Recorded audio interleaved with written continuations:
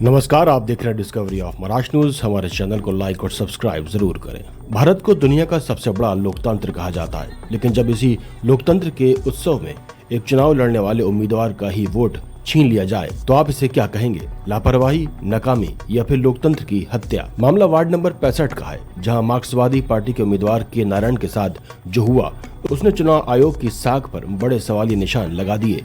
जिस उम्मीदवार को जनता के भविष्य की जिम्मेदारी दी गई, सिस्टम ने उसी का मताधिकार छीन लिया है। वार्ड 65 से मार्क्सवादी पार्टी के अधिकृत उम्मीदवार के नारायण जब अपना वोट डालने पहुंचे तो उनके पैरों तले जमीन खिसक गई। वोटर लिस्ट से उनका नाम गायब था। जी हाँ, आपने सही सुना। वो उम्मीदवार जिनके नाम पर कई लोग वोट देने आए थे, वो खुद अपना वोट देने के अधिकार से वंचित कर दिया गया। के नारायण ने मीडिया के सामने अपना दर्द बयान करते हुए कहा, ये सिर्फ मेरा अपमान नहीं बल्कि उस पूरी जनता का अपमान है जो बदलाव के लिए लड़ रही है। देखा जाए तो ये घटना कोई छोटी मोटी तकनीक चूक नहीं है, ये सीधे तौर पर चुनाव आयोग की कार्यशैली पर एक बदनुमा दाग है।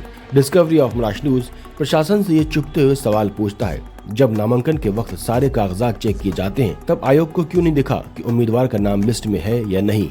आम जनता का क्या होगा जब एक चर्चित राजनीतिक चेहरे का वोट सुरक्षित नहीं है? तो उन लाखों आम नागरिकों को क्या होगा जो घंटों लाइनों में लगते हैं? क्या उनके वोटों के साथ भी ऐसा खेल खेला जा रहा है? क्या ये महज एक गलती है या किसी गहरी साजिश के तहत विपक्षी उम्मीदवारों को मानसिक रूप से प्रताड़ित करने का तरीका? चुनाव आयोग करोड़ों रुपए खर्च कर मतदाता को जागरूकता अभियान चलाता है, लेकिन जब एक जागरूक उम्मीदवार खुद सिस्टम का शिकार हो जाए तो ये सारे दावे खोखले नजर आते हैं। के नारायण का दर्द आज उस वोटरों का दर्द है जो व्यवस्था की इस धांधली से डरा हुआ है। आइए सुनते हैं क्या कहा उन्होंने। अंधेरी वेस्ट विधानसभा वार्ड 65 के कैंडिडेट हमारे साथ है नारायण जी सीपीएम के, उनसे भी बात करना चाहेंगे। किस तरीके से पोलिंग हुई, नारायण जी क्या बताना चाहेंगे? देखो, मैं 65 का मार्क्सवादी कम्युनिस्ट पार्टी का उम्मीदवार है। मैं वोट करने के लिए सुबह भी गया, मैं वोट करने के लिए शाम में भी गया। ऑफिसर बोला 2 घंटा के बाद में आओ, दूसरा कुछ होएगा तो देखेगा। मैं वापस भी गया, मैं मेरा आईडी कार्ड दिया, सारा लोग सर्च किया, बोला आपका नाम है ही नहीं है। बोला मेरा नाम नहीं है तो महानगर पालिका मेरे को नाम नहीं है, कैंडिडेट का नाम नहीं है मेरा। इसका आधार पर मेरे को महानगर पालिका में 10 रुपया भर के मेरे को 23 तारीख को मेरे को ये आइडेंटिफायर कर दिया, आपका सीरियल नंबर ये, आपका ये नंबर में, आपका ये एड्रेस में आपका रहवासी है बोल के मेरे को प्रमाण करके दिया महानगर पालिका। अभी बोलते मेरा नाम ही नहीं है। तो फिर वो लोग बोला सुबह जाने के टाइम बोला आप शाम को आ जाओ, वापस हम लोग चेक करेगा। तो मैं बोला मेरा नाम किधर गायब है? वो बोला आपका नाम नहीं है, आप वोटिंग कर नहीं सकते हैं। मैं बोला मेरा भी इलेक्शन कमिश्नर को मेरा भी दर्ज करना ज़रूरी है। मेरे को ये बिल्ला दिया, मेरे को ये पूरा आईडी दिया, मेरा पोलिंग एजेंट दिया, मेरा मीटिंग लगातार चला। ये सारा प्रक्रिया होने के बाद में भी मेरा नाम नहीं है लास्ट लिस्ट में, तो उसके अंदर से कहाँ मिस्टेक है? ये तो कंप्यूटर में ऐप आया, उसमें एक अलग प्रोसीजर चल रहा है।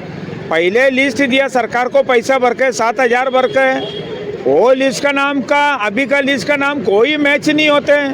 अभी वो बोलते हैं 3 दिन पहले नया लिस्ट आया। तो इसके पीछे खेल क्या है, ये बहुत बड़ा ज़रूरी है।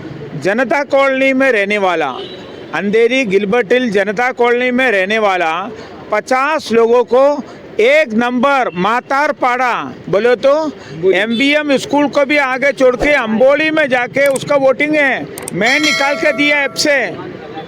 मातार पाड़ा में जाके वोट करना, गिलबर्ट हिल में रहने वाला बोले तो 60-70 रुपया 80 रुपया खर्चा करके उस आदमी एक वार्ड का एक कोने से दूसरा कोने में जाके वोट करने का ज़रूरत क्यों पड़ा? इसका पीछे ये सरकार का, बीजेपी सरकार का खेल क्या है, ये हमको आने वाले दिन में ज़रूर ये जनता पूछेगा। आज हमारा सामने 10,000 लोग आज बिना वोट लेके चले गया, वोट करने का अधिकार भी नहीं मिला। ये सरासर गलत है। इलेक्शन कमीशन इसके ऊपर आने वाला दिन में ध्यान देना चाहिए। ये मार्क्सवादी कम्युनिस्ट पार्टी का एक उम्मीदवार का नाते हमको कहना का है। आज आप कैंडिडेट है, कैंडिडेट के साथ ऐसा हो सकता है तो आम आदमी जो जितने रिटर्न के आपने बताया कि 10,000 वोट का नुकसान होगा, तो इससे से किसकी हार जीत हो सकती है, तो उसके लिए आप क्या करें? देखो मेरा सामने कई लोग पेशेंट है, डायबिटीज़ का पेशेंट है, बीमार का पेशेंट है, वो जा रहे दाऊद बाग में चले आते, इधर चले आते हैं, फिर इधर आने के बाद में फिर मैं उसका वोटिंग लिस्ट निकाल के देते मातार पाड़ा में। और बोला नारायण भाई इतना बड़ा हमारा सामने परीक्षा क्यों? हमारा बाजू का बूथ में हमको इतना साल से हमारा बाजू का वोट में मतदान होता था, आज हमारा बाजू का मतदान को हटा के एक जगह से कटा के दूसरा तीसरा चौथा विभाग में ले जाके डालना, ये अत्यंत दयनीय बात है। ऐसा कभी होता नहीं था, आज वो घटना हो रहा है, ये किसी का इशारे के ऊपर हो रहा नारायण जी, है। ये इसका जिम्मेदार कौन है? आज लोग परेशान हो रहे, वोटों का नुकसान हुआ, इसका जिम्मेदार ये इसका इलेक्शन कमीशन इसका जिम्मेदार है, महाराष्ट्र शासन उसका जिम्मेदार है। ये लोगों को ये जवाब देना पड़ेगा। जनवादी प्रक्रिया है, जनवादी प्रक्रिया के अंदर जनता को मत देने का अधिकार है, वो अधिकार को आप छीन नहीं सकते, ये ध्यान में रखिए। क्या लग रहा है यहाँ पर जो वोटिंग हुआ, आप बता रहे हैं कि अभी गलत तरीके से हुआ है, लोगों को परेशानी हुई है, तो इसके क्या री इलेक्शन कराना चाहिए, कैसा होगा इसका? हमारा कहना ये है, ये जो इलेक्शन कमीशन इतना साल का बाद में भी सुधार में क्यों नहीं आते हैं? ये सुधार में एक निष्पक्ष सुधार में आपको आना पड़ेगा।